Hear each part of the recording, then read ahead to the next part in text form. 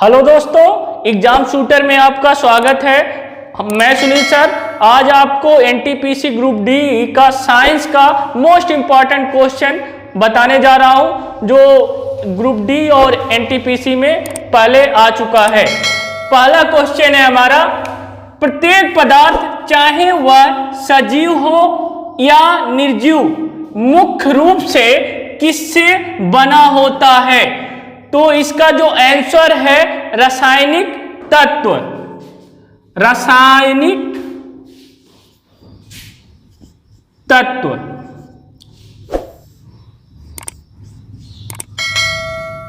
देखिए, कोई भी तत्व होता है, पदार्थ होता है, सजीव हो या निर्जीव, वो रासायनिक तत्व से मिलके बना होता है। अब चलते हैं अपने अगले क्वेश्चन की तरफ।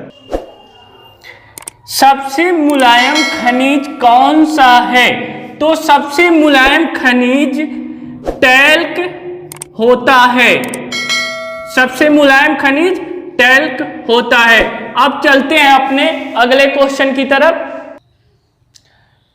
कठोरतम पदार्थ हीरा किन तत्वों से निर्मित है? तो आपका जो आंसर है रासायनिक तत्व। देखिए, ये आप हीरा कार्बन का अपर रूप होता है। कार्बन का अपर रूप।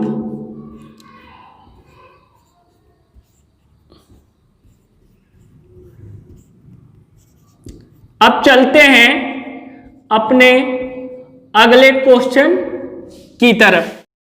सोडियम लवणों को किस नाम से जाना जाता है? तो इसका जो आंसर है कठोर साबुन। कठोर साबुन के नाम से जाना जाता है।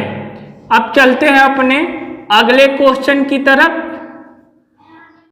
दाढ़ी बनाने वाले साबुन में किन रसायनों को मुख्य रूप से मिलाया जाता है? तो इसका आंसर है कास्टिक पोटाश। कास्टिक पोटाश कामा रेजिन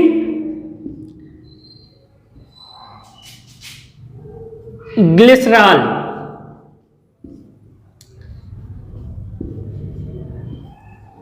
देखिए, दाढ़ी बनाने वाले साबुन में किन रसायनों को मुख्य रूप से मिलाया जाता है? तो इसका आंसर है कास्टिक पोटाश, रेजिन, ग्लिसरॉल।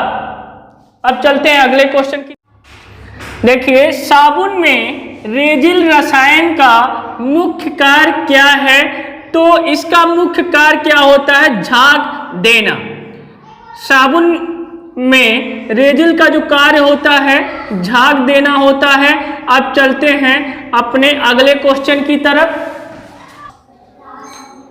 टिनाइट्रोटोलिन का प्रयोग किसके निर्माण में किया जाता है? तो आंसर है बम और तारपिंडों को बनाने में।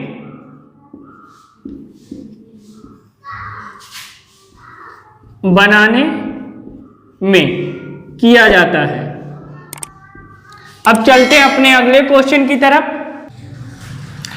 डायनामाइट का आविष्कार अल्फ्रेड नोबेल ने कब किया था? तो सन 1863 ईस्वी में। 63 ईस्वी में डायनामाइट का आविष्कार अल्फ्रेड नोबेल ने किया था। डायनामाइट का प्रयोग किस लिए किया जाता है? तो डायनामाइट का प्रयोग बांध,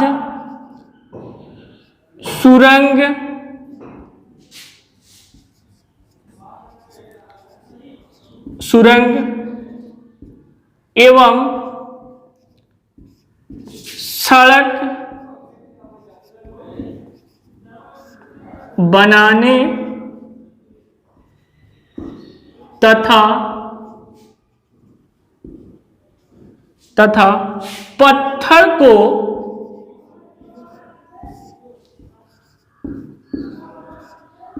तोड़ने के लिए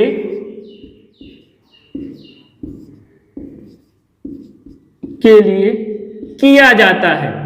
देखिए, डायनामाइट का प्रयोग किस लिए किया जाता है? तो बांध, सुरंग एवं सड़क बनाने में तथा पत्थर को तोड़ने के लिए डायनामाइट का प्रयोग किया जाता है। अब चलते हैं अपने अगले क्वेश्चन की तरफ। ब्लास्टिंग जिलेटिन में नाइट्रोसेलुलोज तथा नाइट्रोग्लिसरीन का क्रमशः कितना अनुपात होता है? तो ब्लास्टिंग जिलेटिन, नाइट्रोसेलुलोज, नाइट्रोग्लिसरीन का अनुपात 7% तथा 93%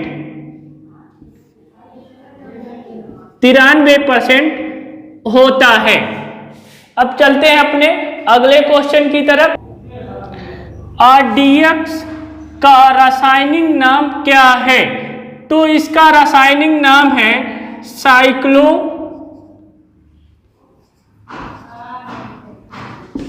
ट्राई मेथिलीन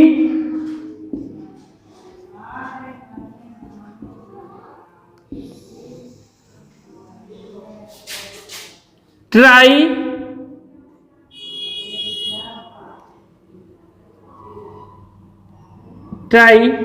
नाइट्रेमीन। देखिए, RDX का रासायनिक नाम क्या है? तो साइक्लो ट्राई मेथिलीन ट्राई नाइट्रेमीन। ये देखिए, ये मोस्ट इंपॉर्टेंट क्वेश्चन है और NTPC में हमेशा पूछता रहता है, ग्रुप डी में भी पूछता है। अब चलते हैं अपने अगले क्वेश्चन की तरफ। वे रसायन जो मानव ऊतकों को हानि पहुंचाए बिना जीवाणुओं की वृद्धि को रोकते हैं, क्या कहलाते हैं? तो उनको हम प्रतिरोधी कहते हैं। प्रतिरोधी कहते हैं। अब चलते हैं अपने अगले क्वेश्चन की तरफ।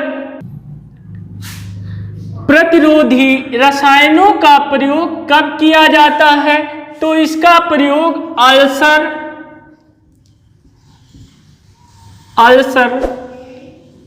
कटे घाव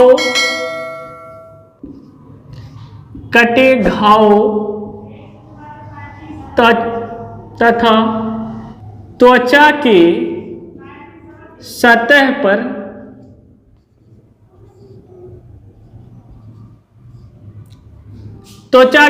सतह पर किया जाता है।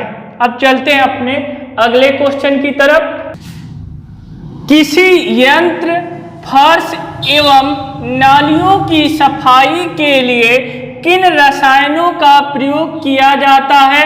तो इसका जो आंसर है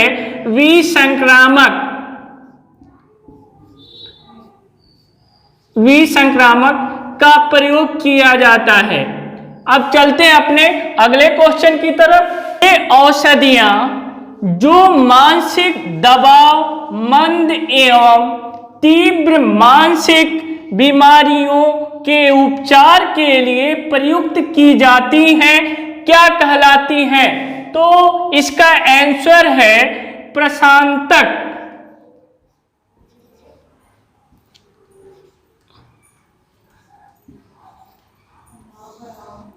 देखिए, जो मानसिक दबाव या मंद बुद्धि और तीव्र मानसिक बीमारियों के उपचार में प्रयोग किया जाता है, तो इसका जो नाम है प्रशांतक है। अब चलते हैं अगले क्वेश्चन की तरफ। संवेदना को कम करने के लिए किन निश्चेतकों का प्रयोग किया जाता है? तो इसके क्लोरोफॉर्म, डाइजीफार्म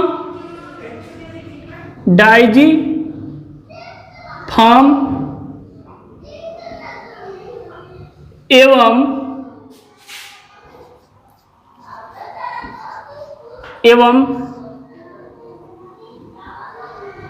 नाइट्रस ऑक्साइड।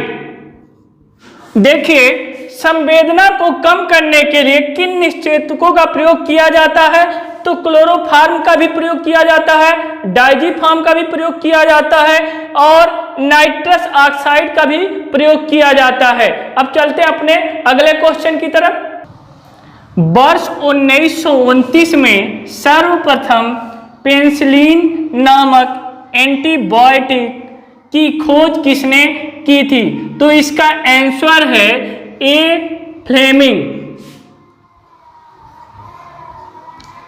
ए फ्लेमिंग ने पेनिसिलिन नामक एंटीबायोटिक की खोज की थी। अब चलते हैं अपने अगले क्वेश्चन की तरफ। साधारण कांच किसका समांगी मिश्रण होता है? तो इसका आंसर है सिलिका, सोडियम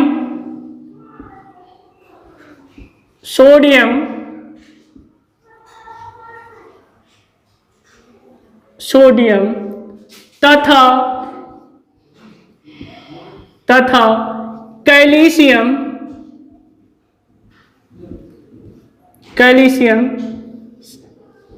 सिलिकेट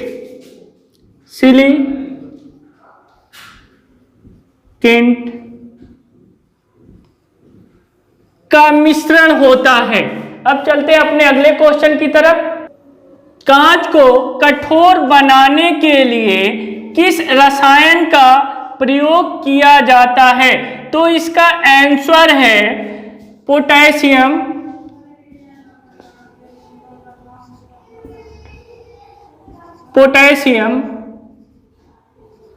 क्लोराइड।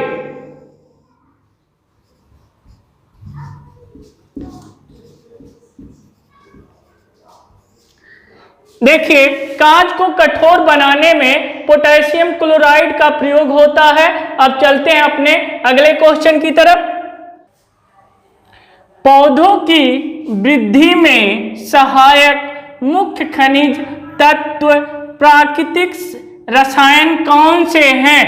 तो आपका नाइट्रोजन,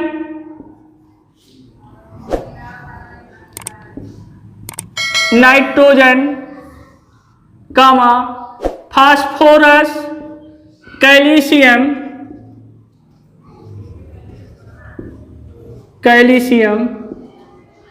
तथा पोटेशियम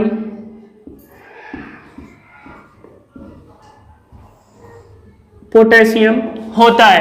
देखिए, पौधों की वृद्धि में जो सहायक होता है नाइट्रोजन, फास्फोरस, कैल्शियम तथा पोटेशियम मुख्य रूप से सहायक के रूप में कार्य करता है। हमारे वीडियो को आप लाइक करें, शेयर करें और सब्सक्राइब करें। धन्यवाद।